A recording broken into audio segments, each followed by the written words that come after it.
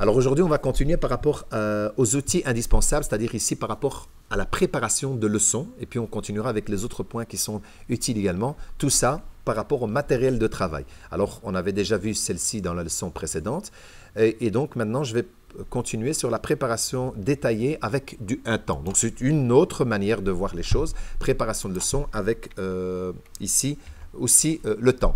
Alors, ici maintenant, regardez, c'est un peu différent. Donc, j'ai l'estimation pour les 5 premières minutes dans lequel il y a eu un détail de la matière, du sujet, l'objectif, les prérequis, et alors là, il n'y a pas besoin de matériel, et le déroulement de cette petite partie. Ça, c'est vraiment rentrer dans le détail de chaque tranche de minutes. 5 minutes, pour les 20 minutes, pour les 50 minutes. C'est vraiment détaillé à l'intérieur. C'est un peu comme une des préparations de leçons qu'on avait vues, qui était un petit peu détaillée, mais il manquait quelques informations à l'intérieur. Ça veut dire qu'il y avait les titres, mais il n'y avait pas le détail. Voilà, et après ici, on continue. On prend après 13h05 jusqu'à 13h55 pour 50 minutes. Regardez ici comment ça a été développé. Alors, on parle de la matière. Alors, c'est quoi le E, O, etc. Ben, c'est l'expression orale. Ce sont les compétences qui vont être visées. La matière, la compréhension à l'audition, la compréhension à la lecture. Le sujet, ce sera le texte de la page numéro 25. Donc, vous voyez, c'est vraiment ce qu'on va travailler. Ça veut dire que je donne ma préparation de leçon à un autre prof qui me remplace, ou un autre prof qui me remplace, eh bien, il peut prendre ça et avoir beaucoup plus facile à donner le cours. Les objectifs, donc voilà, on a tous les objectifs, c'est indiqué clairement. Les prérequis, on ne va pas venir, les élèves vont dire, ben, on n'a pas vu les lettres lunaires et solaires. Ah, c'est le prérequis, c'est ce qui a déjà été vu. La prof le confirme, vous l'avez déjà vu. Si vous étiez absent, bon là c'est une autre histoire, mais c'est de la matière déjà vue. Et en ayant vu ça, je peux donner ce sujet. Le matériel, ben, j'ai besoin d'une projection, projecteur. Donc, ça veut dire que si j'en ai pas, il me faut un projecteur vidéo. Maintenant, si j'ai un TBI, comme c'est le cas maintenant, on a tous des TBI majoritairement, on va dire. Donc, dans ces cas-là, ben, le projecteur, je l'ai. Ça veut dire que j'ai besoin d'un PC. Et là, il y a des images qui sont sur le PowerPoint du livre de la page 25 et le livre de la page 25 que j'ai besoin pour travailler. C'est les deux, le PowerPoint plus le livre. Le déroulement du cours, eh bien, là, demander aux élèves comment les gens voyageaient avant. Vous voyez, c'est une interaction. Ça veut dire que là, le premier, c'est une pédagogie active d'animation, question-réponse. Question-réponse. Là, j'utilise une pédagogie. J'aurais pu imaginer dire à côté quel type de pédagogie, quel type de pédagogie. On pourrait le marquer. Comme ça, on remarque qu'on a varié nos pédagogies. Mais quand on est enseignant, à un moment donné, on comprend bien qu'on est en train de changer de méthode. Et c'est ça qu'il faut faire pour pas que les enfants se lassent. Eh bien, rien que demander aux élèves comment les gens voyageaient avant, c'est permettre aux enfants de s'exprimer. C'est permettre aux enfants de venir raconter des histoires, raconter des choses. Peut-être même demander, voilà, et au jour d'aujourd'hui, ou bien il y a quelques années quand vous étiez plus petit, comment vous voyagez avec vos parents pour partir à l'étranger, ou bien si c'est certains qui viennent d'un autre pays, comment vous faisiez pour retourner au pays. Il y en a qui vont dire c'est en train, il y en a qui vont dire en avion, il y en a qui vont dire en voiture. Et combien de temps vous durez en voiture, parce que si c'est loin, c'est 3 jours, c'est 2 jours, etc.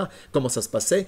Donc ça veut dire qu'on pourra comparer avant et maintenant, grâce à ça. Donc ça veut dire quelque part, c'est quelque chose qui pourrait plaire aux élèves, c'est parce que je les touche dans quelque chose qui est personnel à eux et je viens mettre dedans une histoire d'un cours, ce que je veux donner. Et donc ça accroche mieux. Et ainsi de suite, donc par rapport à tout le reste, afficher les images, une fois à la fois, etc. Vous voyez, mais le déroulement est clairement indiqué ici. Donc ceci, ça sera repris dans l'enregistrement. Vous pourrez lire à votre aise, comme ça vous voyez un petit peu les différents détails. Mais vous voyez bien que ici les 50 minutes, sont détaillés. Regardez combien de points et j'en ai 1, 2, 3, 4, 5, 6 façons différentes de travailler pendant 50 minutes. Ça veut dire que là, on va dire c'est plus ou moins 10 minutes, voire moins pour certaines choses. Donc ça veut dire que j'ai varié mes méthodes rien que grâce à ça. Et le fait de varier mes méthodes comme ça, il faut que dans ce que je mets ici, il faut trouver que c'est les élèves qui soient actifs. C'est pour ça qu'on parle de la pédagogie active, non pas passive. Ce n'est pas moi qui vais tout expliquer et eux vont se contenter d'écouter. Mais s'ils m'écoutent pendant 50 minutes, il y en a certains que je vais perdre après 10 minutes ou 15 minutes ou 20 minutes. Ils s'endorment, ils sont partis. Il y en a d'autres qui seront plus courageux parce qu'ils n'ont peut-être pas mangé trop de sucré, parce que peut-être le sucré, ça leur donne envie de dormir, etc. Enfin, j'explique un peu certains cas, mais voilà. Et donc, une fois qu'on a fait ceci, voilà. Après, j'ai ma tranche d'heure de 14h à 14h45. Eh bien, c'est le même principe. La matière, l'expression écrite. Je vais faire de la grammaire. C'est ça, et je change de tout. Je vais faire de la grammaire maintenant. Et la grammaire sera détaillée. Ce sera la phrase nominale. L'objectif, initiation à l'analyse grammaticale. D'accord? Ça, c'est les objectifs. Le prérequis, il faut qu'ils aient déjà vu la phrase nominale auparavant. Donc, on va travailler dessus, sur ce texte-ci.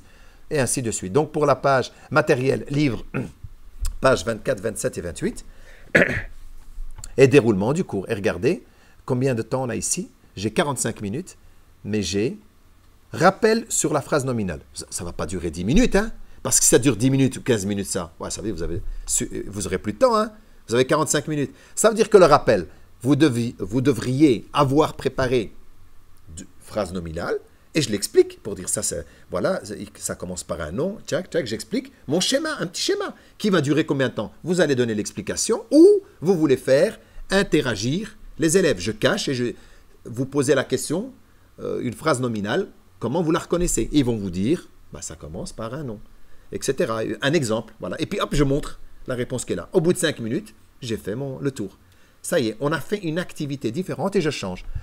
La correction des devoirs en page 24, individuel et collectif au tableau. Donc, on corrige et puis on fait ensemble. Et là, ça peut peut-être durer 10-15 minutes. Ça dépend. La page 24, combien il y avait? S'il y avait 3 réponses, 3 questions, je ne sais pas. Voilà. Et ainsi de suite. Et donc, là, vous voyez, je détaille un petit peu chacune d'entre elles. Puis à 45, je dois changer. Enfin, je dois changer, ça dépend. Attention, il ne faut pas dire, il est 45, j'arrête tout. Non, c'est... Vous modulez, vous pourrez peut-être avoir fini un peu plus tôt ou un peu après. C'est là au moins vous vous rendez compte, par après dans votre préparation de leçon, vous notez à côté, ça prend plus de temps que je n'imaginais. Donc là, j'avais consacré 45 minutes, vous avez fini et vous avez vu que ça fait 60 minutes, vous marquez 60 minutes. Et que c'était bien, et j'ai bien varié mes méthodes, oui, non, je n'ai pas assez bien varié là, je note. Comme ça, ma préparation de leçon que j'ai faite là, je peux la modifier, parce que l'année d'après, elle va être plus ou moins semblable, mais j'améliore les points sur lesquels je me suis rendu compte que l'approche est différente, surtout quand c'est la première fois. Puis voilà, donc après, je passe pour la tranche suivante. Encore une fois, la matière, c'est quoi? Vous voyez, les objectifs, les prérequis, le matériel. Voilà, et donc, je continue comme ça jusqu'à la fin. Mais vous voyez ici, et puis de là à là, fait, journal de classe, fait, donc expression orale, etc. Vous voyez, ça c'est ce qui était indiqué dans le journal de classe. Ça veut dire qu'on pourrait le marquer dedans parce que si on n'a pas donné une étiquette aux élèves, il faut savoir ce qu'il faut dicter à l'élève. Eh bien, elle est dans la préparation de leçon ici. Elle a mis 5 minutes parce qu'ils vont l'écrire, les élèves. Par contre, si j'avais imprimé des étiquettes, je la donne et puis c'est tout. À la rigueur, vous voulez la mettre là comme ça, la prof ou le prof qui pourrait vous remplacer, il sait ce que c'est tout. Vous l'envoyez par email, vous l'envoyez par OneDrive, par n'importe quel biais informatique, il a déjà toute l'information par WhatsApp ou que sais-je. D'accord? Et voilà, et donc après, je continue à 25 jusqu'à 35. Matière, c'est expression écrite, c'est l'orthographe. Je travaille la dictée.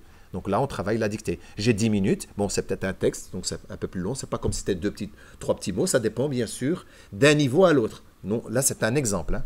Voilà, et donc la maîtrise de l'orthographe, des mots du texte, vu en début de cours. Voilà, donc ici, parce que c'est un niveau qui était supérieur, donc l'année scolaire, il faut toujours le marquer normalement au début. Ici, je ne sais pas, il n'y avait pas. Dans celui-ci, il n'y avait pas le... non, ce n'était pas marqué l'année, mais parce que c'est la préparation de leçon du prof, mais indiquer l'année scolaire, l'année, le niveau. Donc ici, voilà, comme... Donc on travaille l'expression écrite, l'orthographe, les objectifs, la même chose, le déroulement. Donc ici, bien sûr, ça dure 10 minutes. Et on explique quand même le déroulement de cette dictée, comment faire. Parce que ça aussi, hein, vous allez faire une dictée. Vous avez une manière de faire. Quelqu'un qui va vous remplacer, il ne va peut-être pas le faire de la même manière. S'il épelle toutes les lettres, vous lui donnez les réponses. C'est en arabe, je parle. Hein, vous voyez? Donc, il faut voir, est-ce que je dicte, j'articule doucement? Est-ce que je dis une fois la phrase et je la répète une fois? Ou bien je dis 2-3 mots, puis je répète les 2-3 mots, puis je continue, puis je répète. Donc, ça veut dire la manière de faire, elle doit être connue, surtout si un prof vous remplace. Maintenant, si c'est vous, vous savez la méthode et puis c'est tout. Et la méthode, comme je vous dis, l'idéal, c'est que chaque niveau, on fasse tous la même chose, la même manière de dicter. La même manière, il faut qu'il y ait une concertation entre vous. Voilà. Et puis, on continue comme ça. Là, regardez, compréhension à l'audition, dialogue dans l'avion. C'est un dialogue dans l'avion. Et voilà, c'est le dialogue. Et c'est bien varié, hein. Quand vous voyez ça, ça veut dire que l'élève n'a pas le temps de s'ennuyer. Il y a tellement d'activités variées, différentes, l'expression orale, l'expression écrite, de la compréhension à l'audition, etc. Voilà, ici on parlait de l'année, c'est donc 3e B, 3e année, donc dans la maîtrise de la langue arabe, ils ont fait préparatoire première, deuxième, troisième, ça veut dire que c'est leur 4e année Donc forcément, en quatrième année, donc là, on peut travailler un peu différemment les choses. Puis vers la dernière tranche, là, ben, on travaille la citoyenneté. Là, elle a consacré simplement, ou il a consacré, non, c'est elle a, je pense ici, 10 minutes. Donc c'est le hadith sur le bon comportement, mémorisation et application d'un hadith en rapport avec le bon comportement, et ainsi de suite. Voilà. Vous voyez, donc ici, c'est simplement récitation individuelle du hadith. Pour eux, c'est une récitation. Alors, elle a mis 10 minutes, peut-être 15 minutes, mais c'est tout. Comme ça, ils sont plus grands, on l'a récité, on sait la lire, et on peut demander à l'élève de la réviser chez lui. Parce que si c'est simplement un truc de 2 lignes, comme une doha, il n'y a pas besoin de donner un cours immense dessus. Ça dépend des élèves, ça dépend du niveau. Il y en a, on va raconter une histoire, donc ça va peut-être durer 20 minutes, peut-être 15 minutes. Mais pensez à varier l'histoire, plus lire eux, plus la mémorisation, plus répéter avec eux pour qu'ils le prononcent clairement, correctement. Voilà, et puis de 4h à 4h30, bah, c'est la partie du Coran, et là, il y a tout ce qui est la manière dont c'est fait. Ça va? Et ainsi de suite, éducation islamique. Là, on a laissé un peu plus de temps. Ça veut dire que le sujet, peut-être, était quelque chose qui n'avait pas encore vu, parce que je vois que de prérequis, il n'y avait pas. Donc, c'est vraiment nouveau. Voilà. Et le déroulement. Donc, ça va? Vous voyez? Donc, ça, c'est une méthode comme d'autres. Et on va regarder la dernière ici. Donc, pareil.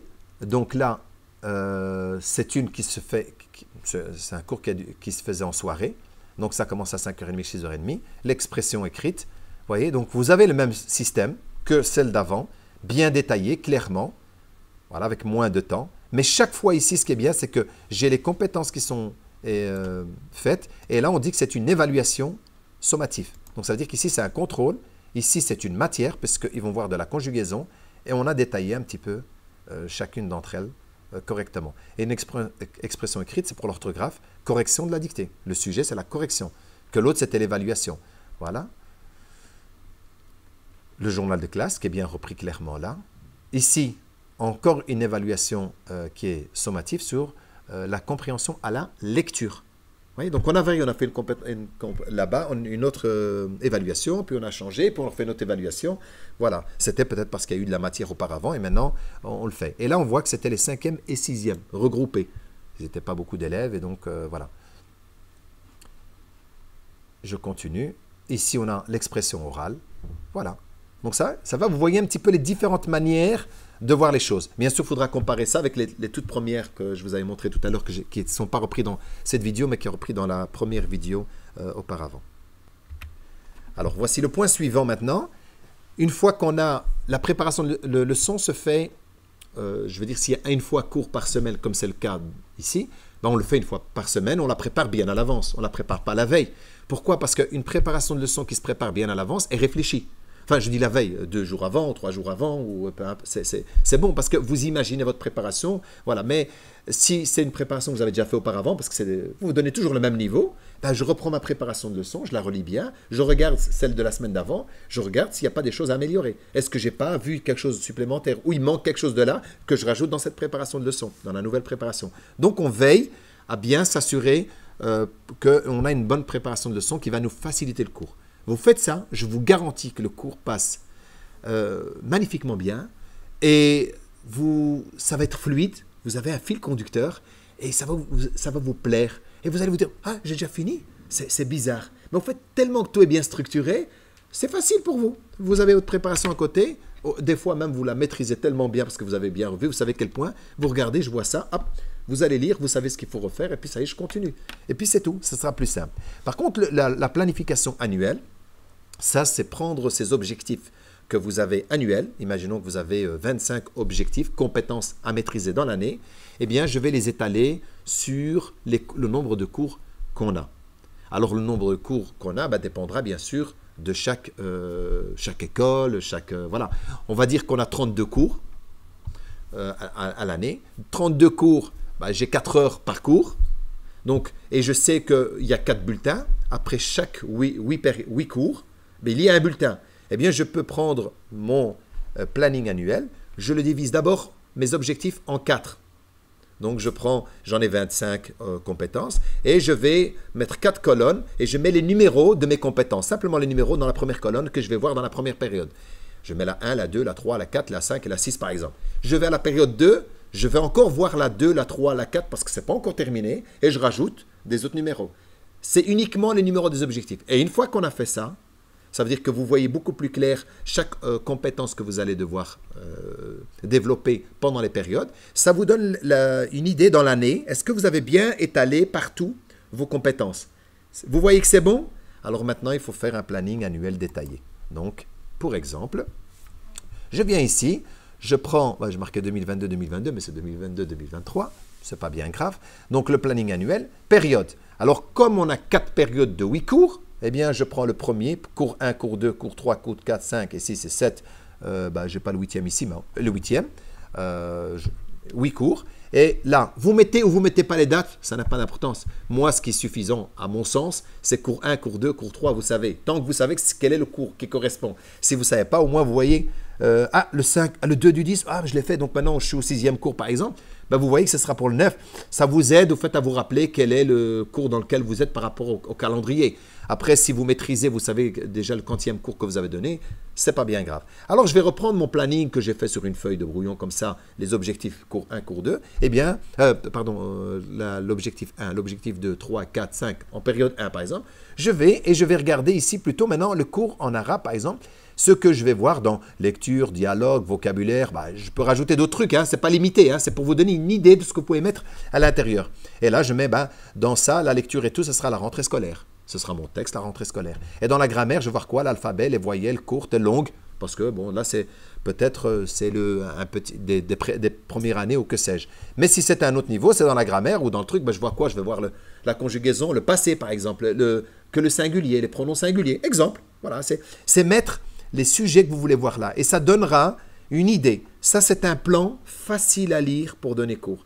Ça me rappelle... Attention, la hauteur ici, elle peut être beaucoup plus haute. Ça dépend ce que vous mettez dedans. On peut mettre des tirets. Comme ça, vous voyez les points, vous allez voir. Ça va vous faciliter à faire la préparation de leçons. Puisque le planning annuel, normalement, il faut le faire avant de commencer l'année. D'accord? Quand vous faites votre planning annuel, vous le prenez à côté de vous. Quand vous voulez faire votre préparation de leçon, par exemple de ce cours-ci en bas, je regarde ce qui a marqué. Si c'est celui-là, je regarde ce que j'ai mis là. Bien sûr, plus il est détaillé là avec des points, que des sujets, vous aurez beaucoup plus facile à préparer votre leçon. D'accord? Donc le planning annuel, on le fait avant, et puis la préparation de leçon, on en fait chaque semaine. Rien ne vous empêche de faire, si vous voulez, une préparation maintenant de cette semaine et planifier celle de la semaine d'après si c'est informatisé. Et quand vous allez faire le cours de ce week-end-ci, vous vous dites, j'ai avancé ou j'ai pas avancé, je modifierai l'autre. C'est à vous de voir. Mais souvent, quand vous avez un modèle informatique, vous avez déjà tous les titres prérequis, vous n'avez plus qu'à enregistrer cela sous un autre nom avec la bonne date et vous allez simplement modifier. Moi, j'avais des profs, comme la prof que je viens de montrer maintenant, je vais dans ces trucs, je regarde ses préparations de leçons, j'ai toutes ces préparations de leçons, du début jusqu'à la fin. Mais pour elle, c'est simple. L'année d'après, elle fait le même niveau. Elle reprend ses préparations de leçons. Elle change la date et elle améliore certains points qu'elle avait. Moi, je lui imprimais même les feuilles. Comme ça, quand elle fait sa préparation, préparation de leçon, elle l'avait avec elle. Et comme ça, elle améliorait dessus. Elle retournait sur son cours informatique. Elle améliorait les points. Et comme ça restait comme ça. Le travail est fait une fois. Vous n'avez pas besoin de refaire après. Vous reprenez les préparations et ça vous aide d'année en année si vous faites le même niveau. C'est extraordinaire. Mais la préparation, elle est faite. Vous la reprenez, vous l'améliorez. Vous devenez de plus en plus professionnel dedans. Vous apprenez d'autres méthodes pédagogiques, méthodologiques. Vous les rajoutez dedans. Vous avez appris un autre outil, un nouvel outil ou du matériel, comme on a parlé tout à l'heure, des dés de couleurs ou de ce genre de choses. Vous rajoutez, vous modifiez. Vous dites, l'année dernière, je le laisse comme ça, mais maintenant, je fais ça comme ça. J'améliore certaines choses. Surtout, les élèves évoluent, ils vont avec la technologie, donc j'évolue aussi. Ça va? Voilà, donc là, ça vous donne, j'ai mis 3 colonnes. Rien ne vous empêche de mettre 4 colonnes, 5 colonnes, 2 colonnes, mais c'est une idée. Et puis la partie que j'ai mis en vert là, c'est vraiment tout ce qui est éducation islamique, le Coran, citoyenneté, et vous mettez dedans les sujets que vous voulez. Comme ça répartit vraiment ça. Ça dépend bien sûr d'un cours à l'autre. Voilà. L'utilisation du cahier de cotes. Alors le cahier de cotes, la manière dont il doit être utilisé, parce qu'on a un cahier de cotes avec toutes les notes dessus. Bon, je n'ai pas de modèle ici, mais parce que si je mets un modèle là, chacun a son propre modèle de n'importe quelle autre école, mais il faut avoir son cahier de cotes ouvert normalement, parce que quand vous faites par exemple tout ce qui est compréhension à la lecture, que vous interrogez oralement, etc., vous pouvez mettre une note, mais vous n'êtes pas obligé de faire noter tous les élèves en une fois. Parce que là, ça n'aura pas de sens. C'est un examen alors à ce moment-là. C'est-à-dire, je participe et ils savent que les élèves, dans mes intentions pédagogiques, je vais vous montrer juste après, vous expliquer comment ça fonctionne ça, c'est dire que moi, tout ce qui est oral, tout ce que je peux interroger comme ça, la participation, je peux mettre des notes au fur et à mesure. Donc, je mets mon cahier de cotes à côté, comme je mets mes présences, je fais la même chose pour mes cotations, tout ce qui est oral. Ce qui est écrit, je le fais, la correction à la maison, je ne vais pas corriger là. Parce qu'ils vont faire quoi les élèves pendant que je corrige? Normalement, quand je suis en classe, je suis censé être avec mes élèves, être un coach, les encadrer pendant qu'ils font des ateliers. Je rentre chez moi, je fais ma correction avec tête reposée. Chacun a une méthode de correction. Moi, je pars du principe, je ne vois pas les noms. Je prends, par exemple, j'ai fait une évaluation avec 5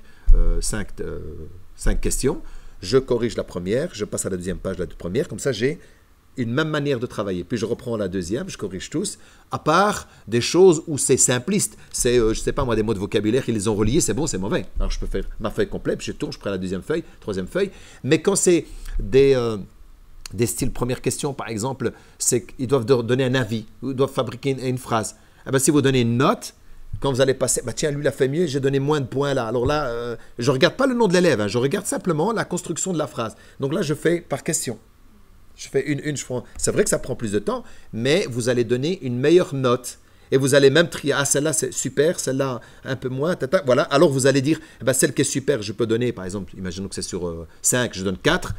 Les autres, ben, ça sera 3, cela sera plutôt 2,5. Voilà, parce que ça permet de réguler. Parce que les enfants, entre eux, ben, tu as eu une meilleure phrase que moi j'ai eu truc, c'est comment ça fait que moi j'ai moins que toi, et ainsi de suite. Donc, voilà, moi, je ne regarde pas les noms des élèves, mais après coup, quand j'ai fini, je vois les élèves et je sais voir quel élève qui a mieux réussi ou pas. Comme ça, je sais mieux encadrer l'élève qui n'a pas facile. Je sais ce que je peux faire pour l'aider, comme la question que tu m'avais posée. Donc, je regarde avec les élèves par après, dans le cadre du cours, voir comment je peux aider cet enfant-là qui a besoin plus d'aide qu'un autre. Voilà, ça va? Donc voilà, pour le cahier des codes, il faut l'avoir à portée de main. Il faut que ça soit vraiment quelque chose qui est fait au fur et à mesure. Puis, on a les bulletins qui ressemblent vraiment au cahier de codes. En ce qui concerne le bulletin, bon, ça c'est le bulletin qu'on utilise nous ici. Ben, ça dépend bien sûr d'un bulletin à l'autre. On a le premier qui sont les présences. Donc là, on choisit le niveau. Comme ça, ceux qui ont un bulletin qui n'ont pas encore rempli, qui ne savent pas encore comment on fait. Donc vous choisissez le niveau. Ceci, bien sûr, c'est fait par l'administration qui peuvent mettre les niveaux correspondants. Imaginons le préparatoire 1. L'année scolaire, ben, c'est déjà fait. Et ici, on indique le nom du prof. Une fois que vous allez marquer le nom du prof là, ben, ça va se répercuter dans tous les autres onglet. Donc ici, voilà. Après, là, vous marquez le nom de chaque élève. Et alors, quand vous allez marquer les noms des élèves une fois ici, ça se reprend dans tous les autres. D'accord? Vous voyez, regardez, dans toutes les périodes 1, période 2, période 3. Comme je vous avais dit, nous, ici, dans notre cas, c'est 4 périodes. 4 périodes, c'est très simple. Donc ici, bah, ça sera pour faire les présences. On va dire qu'on est aujourd'hui, bah, on n'est pas cette date-là, mais voilà. Je mets présent. Si je décide de mettre celui-ci en retard, voilà. Je le mets absent, il sera rouge. Je le mets absent, s'excuser, il sera rouge. Et celui-ci, c'était présent sur Teams quand on faisait les systèmes à distance, où il pourrait être présent à suivre les cours également via Teams. Et donc, je l'ai mis en couleur de Teams. Voilà, vous voyez, donc les couleurs se mettent automatiquement. Et alors, si je vais ici, imaginons que j'ai décidé de faire une évaluation, on va dire aujourd'hui. Voilà, je marque la date. Et ici, je dis sur combien. Imaginons que c'était sur 5. Et là, je mets 3, et voilà. Si par exemple l'élève numéro 2, je lui ai mis 2,5, vous allez voir qu'il est en rouge. Pourquoi? Parce que simplement on a déterminé que c'est 60% et non 50% la réussite. Et c'est pour ça qu'il se met en rouge. Donc il faut vraiment, faut pas se dire bah, il a la moitié et il est en échec. En fait non, il a la moitié, il n'a pas ses points. Comme ça, la prochaine fois, il aura ses points. Donc voilà. Donc ici, ça se met automatiquement en rouge quand il a moins de 60%. Et voilà. Moi, je conseille toujours que les notes, quand c'est des petites évaluations, il ne faut pas faire une évaluation sur 20. Pour un tout petit truc que vous avez interrogé, l'enfant, vous lui mettez qu'il a 2 sur 20, ça fait mal au cœur. Mais par contre, s'il avait sur 10, on va dire 1, ça fait déjà un peu moins mal au cœur. Et sur 5, s'il avait 0, par exemple ici j'avais mis 5, il avait 0,5, ça lui fera encore moins mal au cœur que 2 sur 20. Donc, à vous de choisir. Mais moi, je pars du principe, Je pars du principe, surtout les enfants, c'est des primaires, ils ont l'âge des primaires, de mettre une note sur 5, sur 8, sur 7,5. Imaginons que ça tombe sur 7,5 parce qu'il y a des trucs que vous faites sur 7,5 les points. Vous mettez 7,5, vous mettez 5 là, ça fait lui-même la moyenne. Hein, vous n'avez pas besoin de vous casser la tête. Ça le fait tout seul. Hein, d'accord? Donc voilà, ici, la règle a été formulée et puis les points se mettent automatiquement ici. Voilà, vous voyez là, je lui mets par exemple un 6, du coup il a rattrapé ses points. Voilà, une fois que j'ai fait ça, donc ici c'est mettre les dates du jour à laquelle vous avez fait l'évaluation. Ça c'est la première période, on a l'expression orale, puis ici c'est tout ce qui est expression, la compréhension à la lecture. Celui-ci c'est l'expression à la lecture, et puis si j'avance ici, j'ai la dernière qui est la compréhension à l'audition, toujours pour la première période. Ça va? Donc pendant la première période, vous allez travailler tout au long de ça, comme ça, et rien ne vous empêche d'avancer comme ça pour avoir plus facile à voir les cotations à côté des élèves. Voilà, et vous avez le même système, période 2, période 3, période 4, avec les 4 compétences au-dessus. Là, c'est pour la partie Coran, là on marque les points pour le Coran. Là, pour la partie éducation islamique, vous voyez, c'est sur 10. La citoyenneté, c'est sur 10. Vous marquez également les dates et les points. Et les noms des élèves, il n'y a plus besoin de marquer. D'ailleurs, c'est bloqué. Ça ne veut rien faire. Ici, c'est bloqué. Et puis, le toto, c'est pour vous donner une idée des points de chaque période. Voilà, par exemple, la période qui est ici. J'ai les résultats des 4 compétences de la langue arabe, qui est l'expression orale, la compréhension à la lecture, l'expression écrite, la compréhension à l'audition. Donc, ces 4-là, c'est sur 100. Et les autres, elles sont sur 10, mais elles ne tiennent pas compte dans le pourcentage qui est ici. Ça veut dire, ça donne une idée aux parents d'avoir s'ils ont une bonne note ou pas, mais ça n'influence pas au niveau de la langue arabe, parce que si les élèves travaillent très bien dans la partie Coran, éducation islamique et citoyenneté, ils ont 30, ça veut dire qu'ici, il suffit que 30 points, et ils auraient réussi la langue arabe, et ça serait faussé. Or, nous, c'est vraiment pour les cours d'arabe, et là, c'est un plus pour donner une idée si ça va ou pas. Et donc, après, ici, ce sera pour la deuxième période. On aura tous les points, troisième période, quatrième période. Et ici, à la fin, bah, ça donne le pourcentage total des 4 périodes des 100%. Donc, ça veut dire que ici, j'ai sur 100, un total sur 100. J'avance ici. J'aurai un total sur 100, un total sur 100. Et ça, c'est le total complet. Et dans les nouveaux bulletins, bah, ici, on avait mis ça, mais je ne sais pas si ça a été fait chez vous aussi, dans les autres écoles. Mais là, on peut dire, par exemple, lui, il est premier de classe. Non, lui, il n'est pas premier, il est deuxième. Et lui, il est premier de classe. Voilà, on peut déterminer. Et là, on peut dire, bah, lui, il est admis. Voilà, et lui, il est admis en classe supérieure. Et comme ça, c'est reconnu. Et celui-ci, par exemple, imaginons le dernier, bon, on va dire qu'il n'a jamais été présent, n'a pas été admis, ça se met en rouge, et puis voilà. Et une fois qu'on a fait ça, on se retrouve à la fin avec le bulletin, qui est le bulletin imprimé. Alors là, j'ai le nom de l'élève. Professeur, j'avais mis le même, j'aurais dû changer, mais enfin voilà. Ici, ce sera le nom de l'élève, là c'est le nom du professeur, là c'est la classe que vous aurez mis le niveau, là j'ai les points, qui se met automatiquement en arabe et en français satisfaisant par rapport aux points qu'il a eu. Et si ce n'était pas satisfaisant, ben, il serait marqué que non satisfait. Attends, je crois que dans le deuxième élève, on avait le cas, voilà ici, ah ben non, je lui ai rajouté des points, je vais aller lui retirer des points, comme ça, c'était lui qui était premier, mais c'est rien, je vais lui retirer ça, simplement pour que vous puissiez voir. Voilà, là c'est marqué maintenant insuffisant, tout seul. Il change lui-même. Donc la moyenne par rapport à s'il a ses 60% ou pas. S'il avait 60%, il aurait eu suffisant, et puis très satisfaisant, etc. Voilà, et alors dans ce bulletin-là, tout le reste, regardez, je ne peux pas cliquer nulle part, je ne peux pas écrire, mais par contre ici j'ai le comportement, je peux venir lui mettre une note de comportement, et je peux même lui mettre à côté le petit commentaire, par exemple... attentif en classe, ou bien calme, ou bien, voilà, attentif, ou bavard. Ouais, s'il a une mauvaise note, on peut mettre bavardage. C'est ici qu'on met par rapport à qu'est-ce qui ne va pas dans son attitude. Ça, on peut le dire qu'il est bavard, il faudrait qu'il soit plus sage, etc. en classe, pour signaler aux parents. Par contre, le commentaire, il est ici. Le commentaire, c'est de la première période, et c'est là où il faut marquer un commentaire. Donc, le commentaire doit être positif. Donc, qu'est-ce qu'il faut améliorer? Il faut indiquer ici ce qu'il faut améliorer. Ça, c'est pour la première période. Ça sera pour la deuxième, pour la troisième, pour la quatrième. Et puis, en finalité, ici, c'est l'observation de la fin de l'année avec le conseil de classe. Donc, c'est-à-dire que ici, essayez de bien retenir, période 1, période 2, période 3, période 4. La période 4, quand c'est la fin de l'année, on ne parle pas de l'année complète. On parle de la période 4, les points qui sont là. Je ne parle pas de ça a été toute l'année, etc. Non, non, je parle de la période 4, les résultats qu'il a eus. Ils sont bien, pas bien, etc. C'est tout. Et puis, ici à gauche, L'observation, ça c'est le conseil de classe pour toute l'année. On peut dire, bah, tu as bien travaillé au début de l'année, puis tu as un peu moins bien travaillé vers la fin de l'année, ce qui a fait que certaines compétences n'ont pas été maîtrisées pour te permettre d'aller au niveau supérieur. Par exemple, ou le contraire, au début de l'année, tu n'avais pas de très bons résultats, mais à la fin de l'année, tu nous as montré que tu es capable, eh bien, tu as le mérite d'aller à l'année supérieure, et donc on pourra à ce moment-là, ici malheureusement on ne peut pas le cocher, mais une fois que le bulletin est imprimé, vous n'avez plus qu'à cocher réussi, admis en classe supérieure. Donc, et ici, ça vous donne le total annuel et non pas le total de la période, c'est-à-dire les points, ceci, ça donne ceci, le pourcentage qui est là. Et alors, ici, ça donne le nombre d'absences sur l'année, sur 32 cours. D'accord? Sur 32 cours, ça dira combien? Ben ici, forcément, il est absent 31 parce qu'on ne l'a mis présent qu'une seule fois. Mais à la fin de l'année, ben, ça donnera le nombre de présences qu'il a, d'absences. Ça veut dire qu'on sait savoir. Nous, on considère que s'il a plus que 12 absences, il est considéré comme élève libre.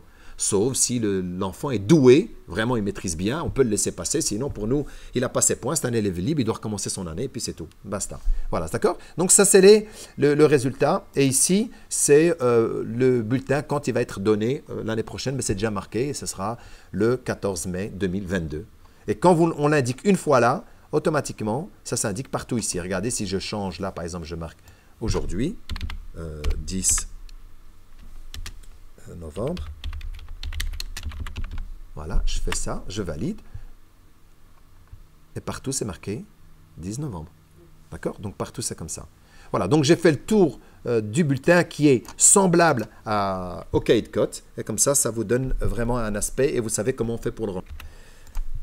Et alors, le dernier point, qui sont, en tout cas pour le matériel de travail, qui sont les intentions pédagogiques du cours. Et les intentions pédagogiques du cours. Je n'ai pas fait un modèle là parce que le modèle, il est un peu plus personnel, mais il est trop complexe. Mais je vais vous expliquer dans les grandes lignes, il consiste en quoi les intentions pédagogiques. Eh bien, ça, c'est la règle qu'il faut faire au début, avant de commencer les cours, pour donner aux élèves comment je travaille.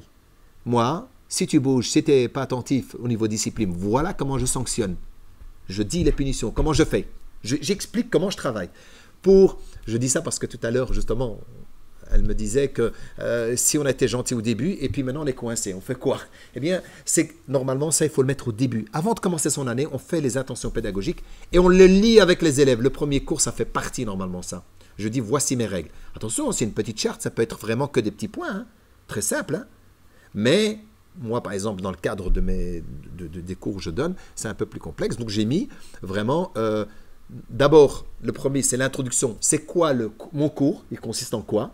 C'est quoi les objectifs de votre niveau de cours? L'objectif, c'est qu'à la fin de l'année préparatoire, l'enfant doit savoir lire et avoir quelques mots de vocabulaire. Et apprendre quelques petites activités comme les chiffres, comme les couleurs. Exemple, c'est résumer un peu les objectifs, mais un peu, il ne faut pas rentrer dans le détail. Hein. C'est en première année, savoir lire des petites phrases, commencer à avoir de plus en plus de vocabulaire, avoir une lecture de plus en plus fluide. Voilà, ça serait par exemple pour les premières années, rajouter quelques activités différentes. Ça, c'est l'introduction dessus. Comme ça, ils vont voir, c'est ça qu'on va voir cette année-ci. Quand l'élève commence dans le cours, il sait se projeter dans quoi. Sinon, il ne voit pas, il ne sait pas. On l'a inscrit, les parents l'ont inscrit, mais lui, il ne sait pas c'est quoi les objectifs finaux. D'accord? Une fois qu'on a fait ça, après, ça c'est l'introduction du cours. Puis après, on peut parler des compétences, les objectifs. Quelles sont les compétences? Voilà. Quand on l'imprime, on le donne aux parents, ils peuvent voir toutes les compétences qui vont être maîtrisées à la fin de l'année. Ça veut dire ce qu'on a dans notre cahier de cote, on pourrait l'imprimer, leur donner. Mais pour les plus petits, dans notre cas, on pourrait mettre simplement l'introduction, avec la description de notre cours, en quoi il consiste, et la finalité, c'est tout. En résumant ça avec un petit texte, une petite phrase, et puis c'est bon. Enfin, quelques phrases, et puis c'est bon. Et après, on va choisir quel est le matériel que j'ai besoin. Ça veut dire le matériel que vous voulez que les élèves aient toute l'année. Une colle, une latte de 30 cm, de 20 cm, des ciseaux, etc. C'est ça. Ça, c'est le matériel que j'ai besoin. Les parents, quand normalement je donne cette feuille, je leur imprime, je leur donne, ils savent ce que j'ai besoin comme matériel. Ça va? Ça, c'est le matériel pour vous travailler. Puis après, en dessous, comment j'évalue? J'évalue comment? Ça veut dire que pendant le cours, tout ce qui est oral, je peux interroger sur toute la matière qui a déjà été vue auparavant. Je ne vais pas commencer à dire, parce que je vous ai demandé de l'étudier. Non, moi, ce que je vois, par exemple, après vous pouvez dire, non, c'est ce qui est marqué au journal de classe, c'est tout. Mais je peux dire que je peux évaluer de manière orale, comme ça, s'exprimer à tout moment sur de la matière qui a déjà été vue. À chaque cours, je peux. Ça veut dire que comme ça, les élèves, ça les obligera, par exemple, à la maison, de revoir constamment la matière que vous avez vue le cours d'avant ou les cours d'avant. Ouais. Ça, je peux évaluer à tout moment. Vous ne pouvez pas me dire pourquoi vous m'avez évalué? Ce n'était pas marqué dans le journal de classe. Non, non, c'est ma règle. C'est mon intention pédagogique. C'est notre manière de travailler, par exemple, par niveau. D'accord? Vous notez. Et si vous n'êtes pas d'accord, vous pouvez dire simplement moi, je n'évalue que ce que je vous ai mis dans le journal de classe. Donc, une fois que vous avez fait par rapport à l'évaluation, comment vous comptez évaluer, ça c'est pour l'oral. Et puis pour la partie écrite, comment vous faites? Eh bien, tout ce que la matière qui a été vue avant, je le mets dans le journal de classe, vous êtes censé le connaître pour le cours d'après, donc il y aura évaluation. Je le précise clairement, ou bien ce qui était vu, c'est automatiquement, vous savez que toute la matière jusqu'à aujourd'hui qui a été vue, je peux vous interroger sur n'importe quoi. C'est à vous de le déterminer. Soit vous dites ce que je marque seulement dans le journal de classe pour l'écrit, soit vous dites toute matière déjà vue, vous êtes censé la connaître, puisque de semaine en semaine, vous êtes obligé d'étudier. Donc, je peux faire une évaluation sur ce qui est passé à n'importe quel moment. Par exemple, j'ai décidé, il y a une évaluation qui n'était pas très bien faite il y a 3 semaines. Le dimanche qui arrive, tiens, je décide de faire une évaluation. Je ne l'ai pas prévenu là. Si, je n'ai pas prévenu, mais je l'ai décidé. Je leur ai expliqué que je peux le faire à n'importe quel moment. Voilà. Après, je peux dire non. Chaque fois qu'il y a une évaluation écrite, elle sera prévenue par journal de classe et puis c'est tout. Sinon, non. Sinon, il n'y a pas d'évaluation écrite. Au jour d'aujourd'hui, c'est comme ça qu'on fait. Toutes les évaluations écrites sont prévenues. Hein. Mais l'oral, je peux interroger à n'importe quel moment. À n'importe quel moment. Voilà. Et puis, une fois qu'on a fait les évaluations écrites, les évaluations formatives. Ça veut dire que je fais des évaluations. Attention, si les parents vous les recevez, je marque au-dessus que c'est évaluation formative. Ce n'est pas pour des points. Enfin, il y a des points dessus, mais c'est pour moi m'aider à savoir est-ce que je continue dans la matière, est-ce qu'elle est bien comprise ou bien je dois réexpliquer certaines choses. Mais ils savent ce que c'est. Et puis, les évaluations qui sont cotées, on les appelle les évaluations sommatives.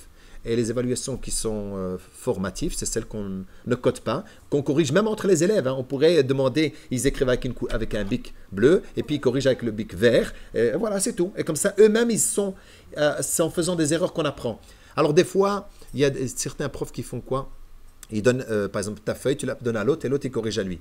C'est bien et c'est pas bien. Moi, j'aime bien quand l'élève corrige sa propre feuille, comme ça, il sait les erreurs qu'il a fait. S'il corrige les erreurs de l'autre, c'est simplement pour prouver au prof que l'autre n'a pas triché dans son truc. Mais s'il triche, c'est avec lui-même. Il faut lui apprendre que c'est pas pour des points, c'est vraiment pour vous. Et si je me rends compte que si vous trichez vous-même, vous dites que vous avez mis les bonnes réponses, à Finati, vous avez tous réussi, vous allez avoir l'évaluation la semaine d'après, donc vous allez tous être cuits. Alors, vaut mieux corriger correctement. Comme ça, moi, je m'assure, est-ce que vous avez tous bien compris? Si vous avez tous bien compris, tant mieux, ça veut dire que même si on fait une évaluation, vous allez bien réussir. Mais si ce n'est pas le cas, au moins, je sais que je peux redonner encore une leçon dessus, un cours en plus pour bien comprendre avec des petits ateliers, des petits exercices d'entraînement. Ça va? Voilà. Et puis après, donc, évaluation sommative et évaluation formative. Et vous avez ce qu'on appelle les évaluations certificatives qui sont normalement les examens à la fin de l'année qui peuvent déterminer qu'il a maîtrisé ou pas. Il pourrait y avoir des évaluations certificatives en plein milieu. C'est-à-dire que, imaginons que j'ai fini un sujet, un bloc de trucs, je l'ai fini, et je voudrais m'assurer que c'est compris. Je pourrais faire une évaluation certificative n'importe quand dans l'année, une évaluation sur un truc bien déterminé pour que, hop, il est terminé et c'est fini celui-là. On n'en parle plus. Je ne l'interrogerai plus à la fin de l'année. Ça veut dire que ça, il a eu le certificat de ça. Si vous lui certifiez là, il ne faut pas lui demander en fin d'année. C'est quelque chose que vous estimez que j'ai plus besoin de l'interroger. Comme dans les sourates, par exemple, la sourate Al-Fatiha, il la maîtrise vraiment bien. Tu lui donnes, à la fin de l'année, je ne l'interroge plus. Une autre sourate aussi. Par exemple, ça c'est dans le sourate. Et si c'est dans le cadre de la langue arabe, regardez ce qu'il y est vraiment utile et qu'on peut certifier avant la fin de l'année. Il n'y a pas un lien avec le reste, par exemple. Ça va? Voilà. Donc, et une fois que vous avez fait ça, on a dit le matériel. Maintenant, la discipline. Et vous marquez pour la discipline ce qui se passera. Si l'élève est bavard, si l'élève n'a pas son matériel, si l'élève embête ses camarades. Là, vous mettez des règles de comment vous pouvez sévir. Alors moi, je vous ai déjà donné dans le cahier des cotes le modèle avec 6 points jusqu'au renvoi. Vous pouvez vous en inspirer pour mettre le même système qui est là et détailler les premiers avertissements, ce que vous allez donner comme type de travail. De toute façon, le type de travail, moi je conseille toujours qu'une punition doit être une punition intelligente. C'est une punition qui est liée à dans quoi l'élève doit s'améliorer. Dans son écriture, je lui ferai un travail dans lequel il doit m'écrire. Il était très pénible la punition ne doit pas durer 20 minutes à la maison. Attention, 20 minutes pas pour vous, hein, 20 minutes pour lui, hein, qui est plus petit, qui met plus de temps pour écrire. Hein. Donc voilà, ça c'est la plus grosse punition. Parce que s'il a une punition de 20 minutes, déjà les parents doivent signer comme quoi il a bien une punition. C'est une double punition, peut-être que le parent va demander de l'écrire une deuxième fois. Enfin voilà. Donc réfléchissez que la punition qu'on donne, c'est par rapport à ce que j'ai besoin qui s'améliore pour les compétences. Les mots de vocabulaire non maîtrisés, je fais entraîner, il faut me recopier des mots de vocabulaire, voir français, arabe, voilà, et ainsi de suite. L'orthographe, la dictée, par exemple, s'entraîner sur le recopiage de textes par rapport à ça, etc. Ou dans la lecture qu'il lit plusieurs fois et quand il revient, je veux qu'il me lise ce texte, mais fluidement. Voilà, ça veut dire que tu lui demandes qu'il le lit plusieurs fois, 5, 6 fois, 10 fois. Quand tu reviens, voilà, par rapport à la punition, vous allez dire c'est une punition, ça il va lire, il va dire j'ai lu, mais il n'a peut-être pas lu. Mais quand il va venir lire, s'il n'a pas bien lu, je dis mais si quand tu reviens, tu n'as pas bien lu, ah bien ça veut dire que tu auras une autre punition, ça veut dire que tu t'es pas entraîné à la maison. Parce que normalement, si tu l'as lu au moins 5 fois ou 10 fois, cette petite phrase-là, eh ben, automatiquement, tu me l'aurais lu de manière très fluide. D'accord? Voilà. Et je marque 3 petits points parce qu'il y a pas mal d'autres points, mais j'ai mis les trucs les plus essentiels qui sont importants au niveau du matériel.